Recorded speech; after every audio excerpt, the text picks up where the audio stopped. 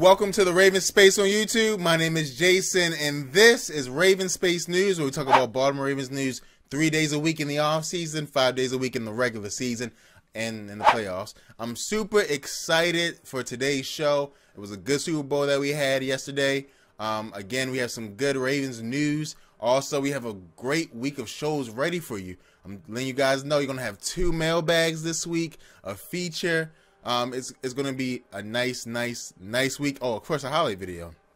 Working on a podcast to get that back set up, and I have a new show coming that's going to help get the fans more involved, because you guys, you know, I know you guys care a little tiny bit about my opinion, but I care about your opinion too. And if you guys have been here since the beginning, there's an old show that we're bringing back that's going to help and highlight you guys, the Baltimore Ravens fans. So I'm excited about that. But for now, please subscribe to the Raven Space on YouTube for the best Baltimore Ravens content on the internet. We're super excited to get started this show, so please, again, share this video. It helps us grow. The more we grow, the more great videos we can give you, and the higher quality these videos get. So please help us out.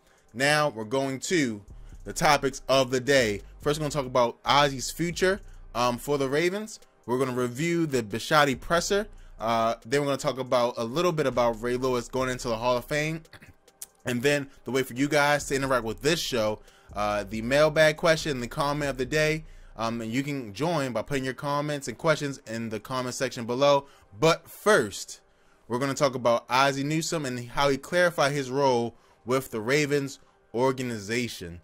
So if you guys did not watch the Bisciotti press conference, this is one part that has had the most legs. It grew and people started talking about it everywhere. I'm sure you guys have heard about it. There's a mailbag question on Saturday, the second mailbag, about this. So we're just going to talk about the news portion of it now. You'll get the opinion portion of it later. So, but just to start, in Bisciotti's conference, he said, and it wasn't even like he was talking about this topic. It was a very, you know, offhand thing. He's like, you know, he was talking about confidence and firing people. And he said, no, I wouldn't fire Ozzie when we have an agreement that after 2018 he'll give up the reins. And then everybody was like, oh, wait a minute, let's talk about that.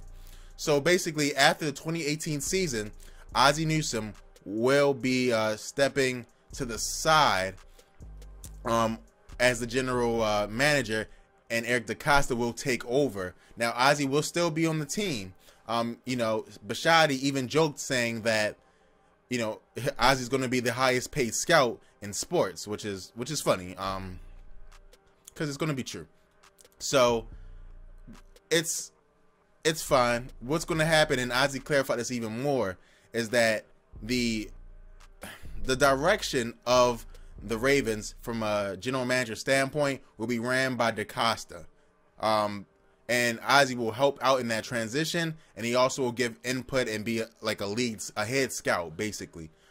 So just imagine, basically, it's going to be super. I mean, it's easy to think about. they're gonna flip roles.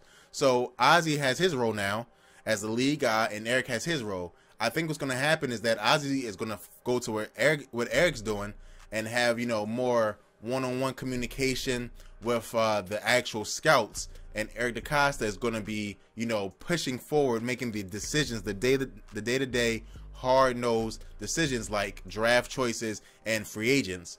And so it's just gonna, I think it's going to be a swap. But Ozzie did clarify that for us. Is it good? Is it bad? I think it is good, but you guys will hear way more about this opinion in the next mailbag that comes on Saturday. So I would just say, for now, DeCosta is a great general manager. The Ravens did a great job, and this is not just the Ravens.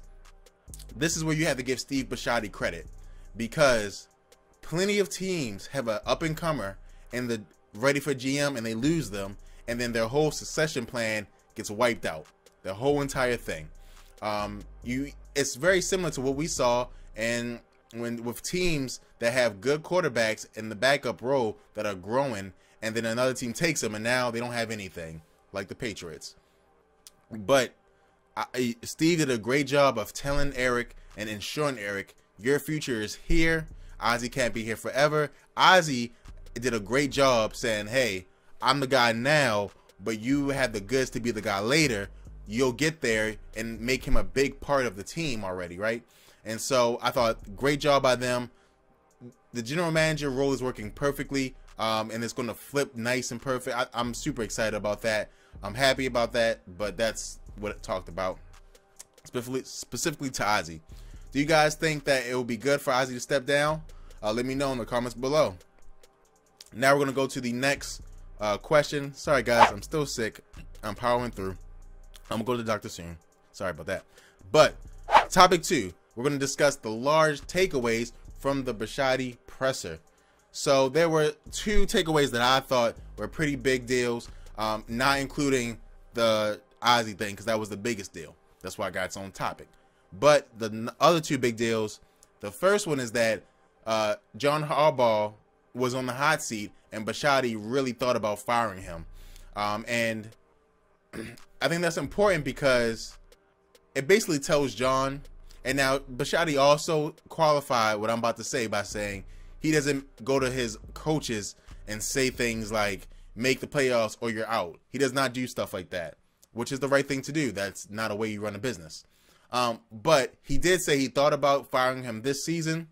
And so that means that, John, if you don't perform this season, buddy, you don't get too many free rides in this game, and it won't be this time either. So this will be the last year John can mess up. I honestly think that. Hopefully he comes through, but he said he did consider firing John Harbaugh. The next big thing I thought, and this is for, fans who care about the entirety of the Ravens, not just the football side. Bisciotti was asked about the kneeling and different things like that, and he said that you want to give players their right to protest, and you got to understand that, right? Regardless of where you fall in the position, if people who look like you were being killed by people who's supposed to protect you, 5 times the national average, you would get nervous, right? You would have to make a stand, regardless of what it is, right? I mean, anything, right? If people who were tall were getting free ties, if you're a short person, you're like, dang, where's my free tie, right? I mean, it's just like that for everybody, right? So you can see the concern that players were having. He understands that. He did wish, though, that players went and talked to the league before protesting, and you can understand that. But I say that all that to say is that he does not think that affected ticket sales, which were down this year for the Ravens. He says that losing affected ticket sales, and I believe him 100%. So I thought that was interesting to get his opinion on that. Some other things he commented about was the catch rule, how it's a stupid rule, and how it needs to be changed.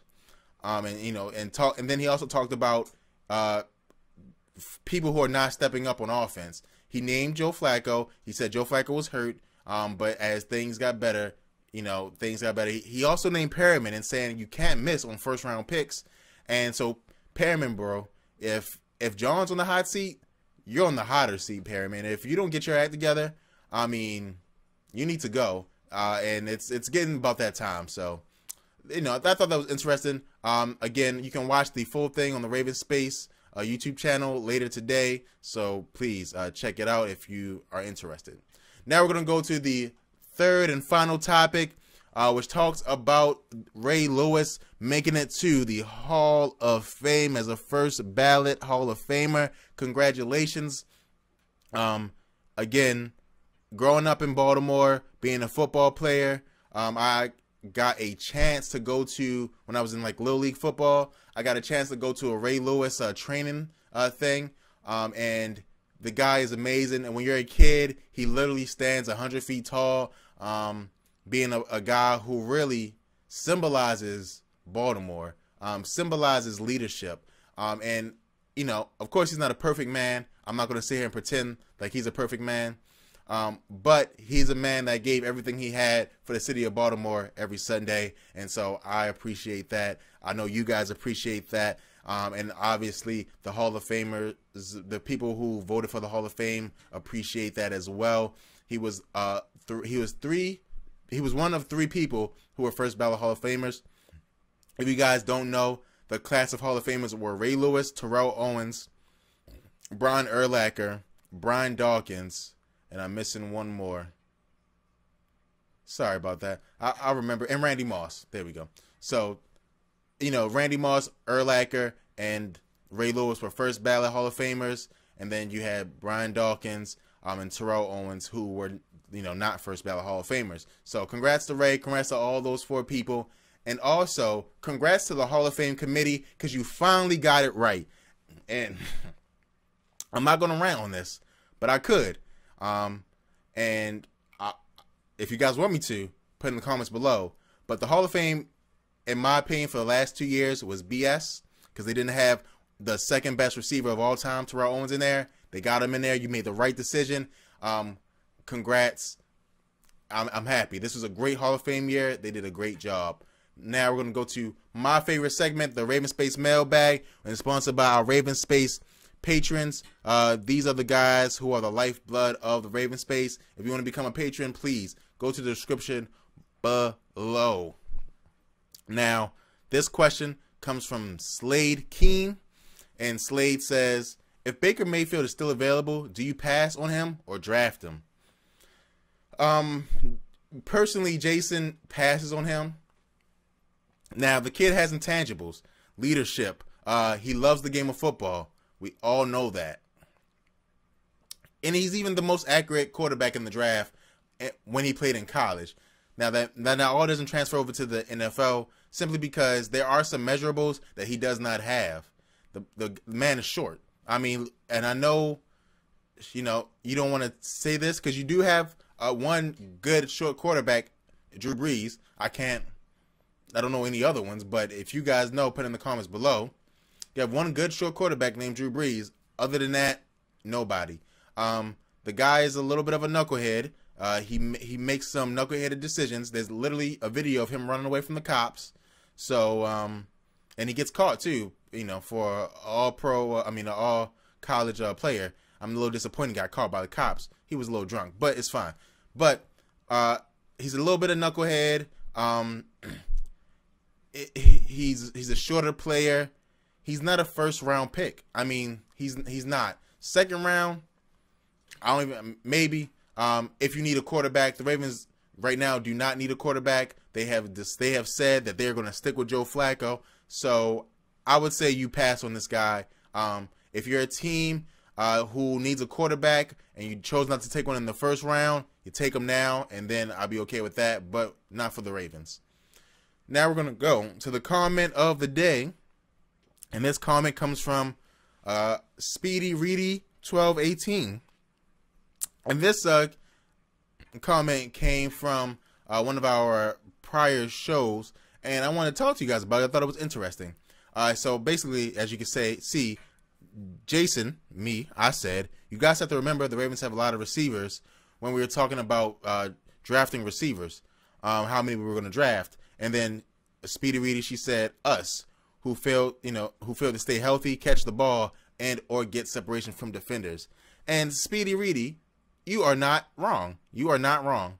I will not sit here and tell you that you are wrong, because you are not.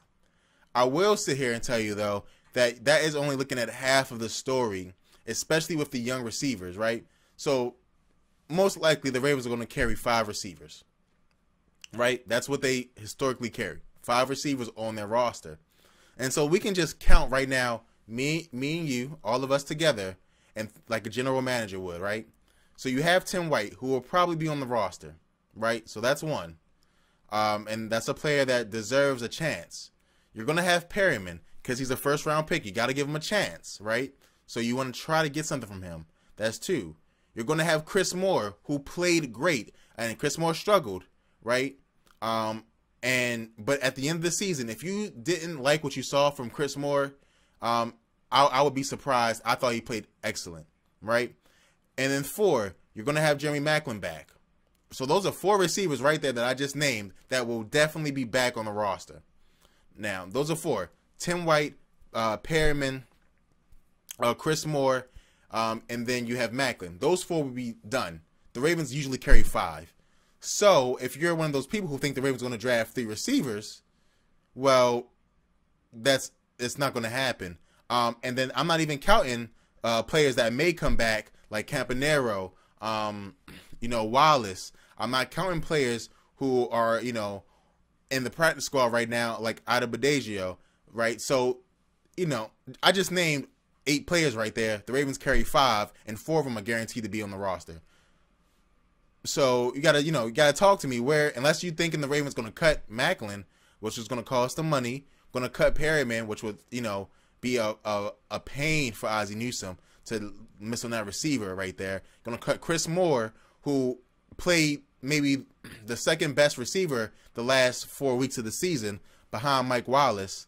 And then you're gonna, cut Tim White, not at all. That's not even a possibility. So, what do you do? So, again, you are right. The receivers did not show up last season, but to say that because they didn't show up last season that they're going to get cut is not the way football works from a general manager's perspective. We all know that.